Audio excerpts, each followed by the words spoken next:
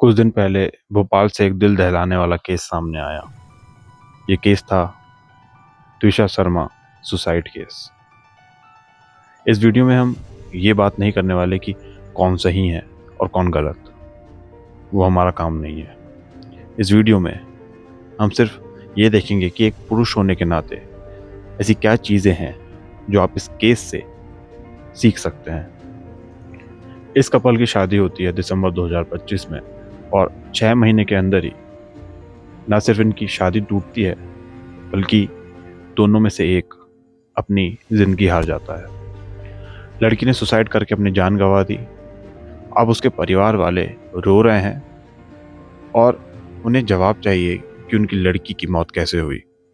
वहीं दूसरी तरफ लड़के की लाइफ में पूरा का पूरा क्योस मचा हुआ है।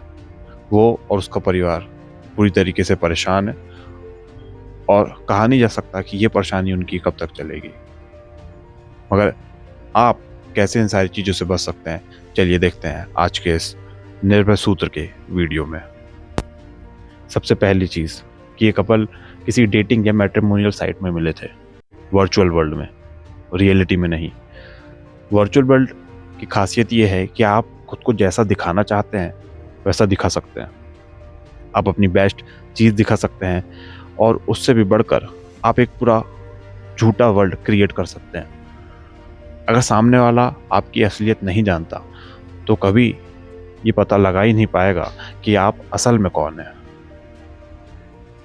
तो पहली मिस्टेक जो मुझे लगता है एक पुरुष करता है कि वर्चुअल वर्ल्ड में किसी महिला को पसंद करना और जो सच्चाई है ही नहीं उसे देखकर उसे सच मान लेना। एक पुरुष होने के नाते, खासकर जब आप भारत जैसी जगह में रह रहे हैं, आपको ये श्योर करना चाहिए कि आप अरेंज मैरिज हो, लव मैरिज हो या किसी भी लड़की से आप कभी मिले तो लड़की एटलीस्ट किसी न किसी के पहचान में हो, किसी तरीके से आप उसके परिवार को जानते हो या आप नहीं जानते हो तो आपका कोई करीबी जानता हो।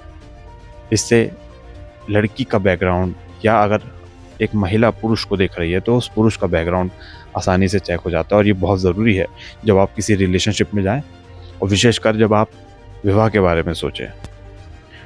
दूसरी बात, जिस व्यक्ति से आप शादी करने वाले हैं, मुलाकात और शादी के बीच का जो समय है उसमें अच्छे से उसे जान लें, पहचान लें। ये महिला और पुरुष दोनों के लिए बहुत ज़रूरी है। शादी के बाद ऐसी कोई स्कीम नहीं होती कि प्रोडक्ट पसंद नहीं आया तो चलो वापस। हालांकि आज के समय में कुछ लोग ऐसा कर रहे हैं मगर दे आर नॉट आइडियल और आपको उनसे नहीं सीखना चाहिए। इससे ज़्यादा बेहतर होगा कि आप शादी के पहले ही अपने उस पार्टनर को जान लें जिसे आपने मुलाकात में पसंद किया और शादी के लिए चुना है।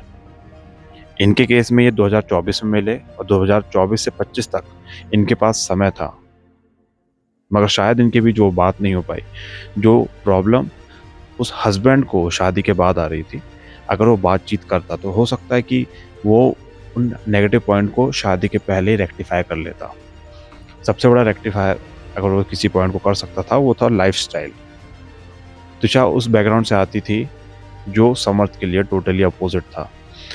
लड़का यहाँ पर एक ऐसे बैकग्राउंड से आता है जो सिविलाइज्ड है, अलग तरीके से, जो कंजर्वेटिव फैमिली से आता है, जहाँ पर मजिस्ट्रेट्स हैं, लॉयर हैं, वो खुद एक लॉयर है।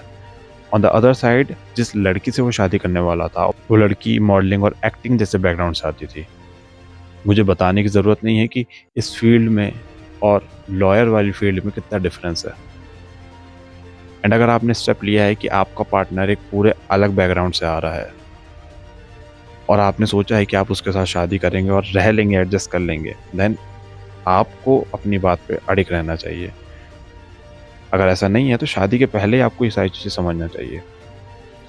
कुछ चीज़ें, कुछ मीडिया रिपोर्ट्स के अनुसार ये बात सामने आ रही है कि समर्थ को डाउट था कि उसकी वाइफ का अफेयर किसी के साथ चल रहा है और अप्रैल 2026 में जब वो प्रेग्नेंट हुई तो उसे ये भी लगता था कि ये बच्चा समर्थ का नहीं किसी और का है। और लगातार वो उस लड़की को उसके पास्ट रिलेशनशिप को लेकर टॉर्चर करता था और उस बारे में चर्चा करता था। यहाँ पर लड़की जिस मॉडलिंग बैकग्राउंड से आती थी वहाँ पर रील कल्चर, हुकअप कल्चर बहुत कॉमन है, कोई नई चीज़ नहीं है।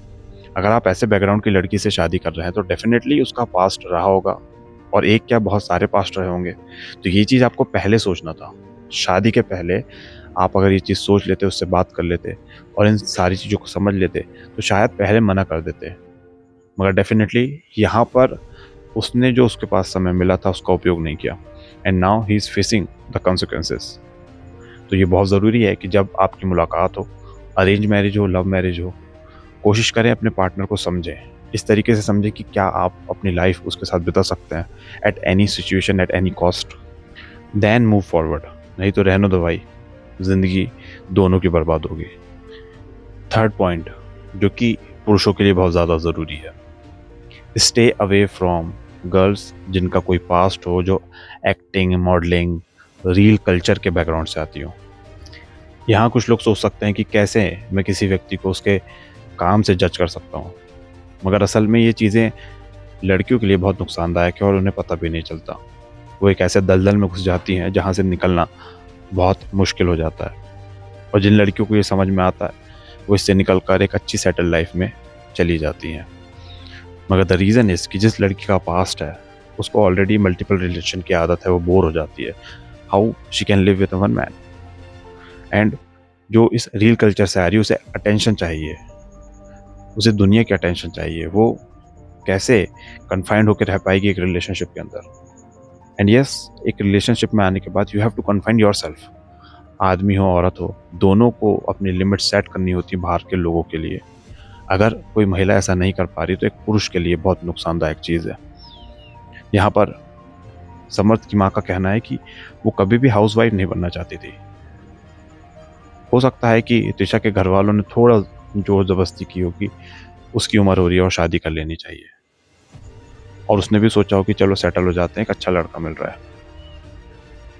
मगर इस तरह की लड़की से शादी करना, जिसका रील या बैकग्राउंड मॉडलिंग कल्चर से कुछ पुराना पास्ट रहा हो, जिसके कुछ पास्ट रिलेशन रहे हो, उसके साथ रहने में डेफिनेटली हर व्यक्ति को प्रॉब्लम आएगी, अनटिल और अनलेस कि सामने वाला पुरुष भी वैसा ही हो।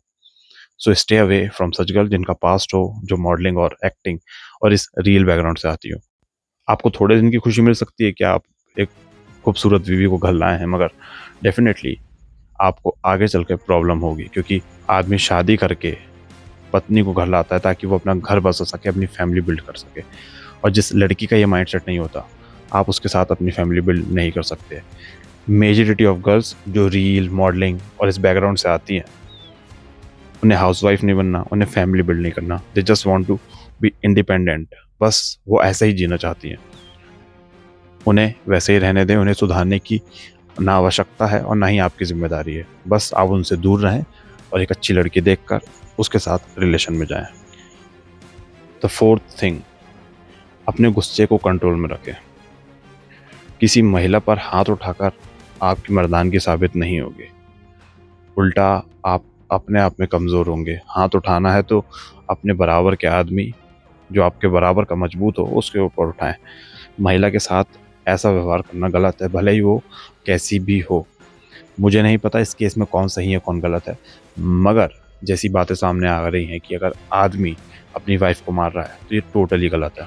और आदमी गुस्से में ही हाथ उठाता है, जब गुस्सा उसके आपे से बाहर हो जाता है। कभी भी अपने गुस्से को अपने नियंत्रण में रख कर शो करें। उसका अलग तरीका हो सकता है, मगर वॉयलेंस इस तरीके से करने पर ना सिर्फ ये नैतिक रूप से गलत है, पर यह आपको बहुत मुसीबत में भी डाल सकता है, स्पेशली इन इंडिया। और आज के समय में ये तो बहुत खतरनाक हो सकता है। आप अपने रिलेशन में अपनी पत्नी, अपनी गर्लफ्रेंड के साथ किसी भी सिचुएशन से जूझ रहे हैं, तो उसका दूसरा तरीका है कि आप कैसे चीज़ों को शॉर्ट कर सकते हैं और कैसे उन्हें ख़त्म कर सकते हैं, बजाय गुस्सा होकर कुछ ऐसे गलत कदम उठाना जिसमें लड़की का नहीं, आपका नुकसान ज़्यादा हो। फिफ्थ पॉइंट इज़, ऐसी लड़की से शादी करें जो हाई वैल्यू हो, जो समझदार हो। इस केस में दोनों कपल एजुकेटेड थे, अच्छी फैमिली बैकग्राउंड से आते थे। स्टिल जो उनकी प्रॉब्लम थी लाइफ में, उसे सॉल्व करने के बजाय वो लोग उस पे उलझते चले गए। ना लड़का समझ पाया, ना लड़की। और लड़की का तो ऐसा हाल था, और इस मेंटल स्टेट की वो थी कि जस्ट 6 मंथ, 6 महीने के अंदर उसने इतना बड़ा कदम उठा लिया और अपनी जान गंवा दी। हमें नहीं पता उसकी लाइफ में क्या प्रॉब्लम्स थी, वो किन चीज़ों से गुजर रही थी, और मुझे नहीं लगता कि ये कभी सामने आ भी पाएगा। मगर आप जब भी चूज़ करें, ऐसी लड़की को चूज़ करें जो डिसीज़न ले सके, या ऐसे लड़के को चूज़ कर सकें, जो प्रॉब्लम को फेस कर सके और उनके सामने डटकर खड़ा रह सके। सुसाइड करना सॉल्यूशन नहीं होता। सुसाइड करना इट्स लाइक मोर अबाउट कि आप प्रॉब्लम से ऐसा भाग रहे हो, जिसमें आपके पीछे जो लोग हैं, वो प्रॉब्लम में पड़ जाएँगे।